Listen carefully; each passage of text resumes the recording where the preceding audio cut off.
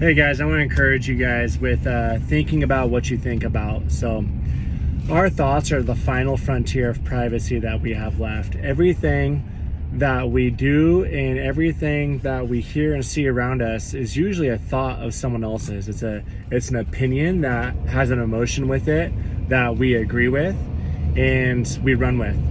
And we got to remember that in the beginning was the Word with God. And the word in the Hebrew was logos, and logos actually means a thought. So in the beginning, God was alone in his thoughts. He had an abundance of thoughts that he was alone with and put everything into existence. Every good and perfect thing comes from up above into perfect existence and perfect creation through God's thoughts.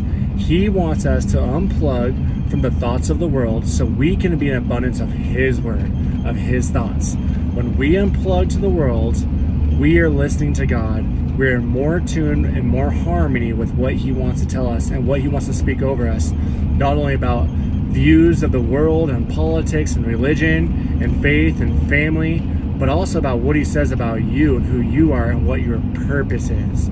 See, God's got a purpose for you, a fulfilling purpose that you will feel complete calibration in your soul and your heart on each day that you have, where you feel like I'm right where I should be. I can take a deep breath knowing that tomorrow's going to have enough trouble of its own and I'm going to just worry about today, and just being okay with exactly where you're at. It doesn't matter if you're living in an apartment or renting a room. It doesn't matter if you just lost your job or if the economy is going into a recession. It doesn't matter if you're going through a divorce with your partner and it's going to be heartbreaking. It doesn't matter the trial or the situation that you're in. If you are in abundance of God's thoughts and thinking and believing what only he says about you and the story that he's already written before the foundations of the world of victory, then you will find contentment in whatever situation you're in right now. So it's all about just going, okay, I'm going to go against the grain of the world right now. The world wants me to be consumed in the news and being discipled by everything I see on social media, and being against that culture and aligning yourself with kingdom culture. And it's okay to be bored sometimes. It's okay to not have complete entertainment and flashy colors and noises and sounds around us at all times. It's okay to not swipe up, down, left, or right. God wants to speak to us, and the only way we can do that is by answering the phone call, freeing up that line so he can make that call because we're in tune. We give him a sacred amount of time. We got to find and carve out time each day to give God a sacred amount of time that he can speak to us. And when you do that, you will find freedom and you will find rest and you will start walking in your purpose.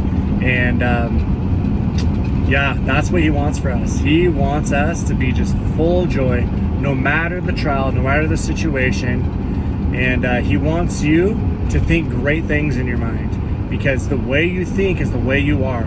If you think poorly about yourself, you're going to feel poorly about yourself. And if you think great in your mind, you're going to be great on the stage of life. You're going to be great for others. You're going to be great in the eyes of the Lord. You're going to be great for yourself. And you're going to fight off the attacks and the temptations of the enemy, and you're going to do what you are called to do, which is to walk in your individual, tailor-fit purpose God uniquely designed for you. He wants that for you today. God bless.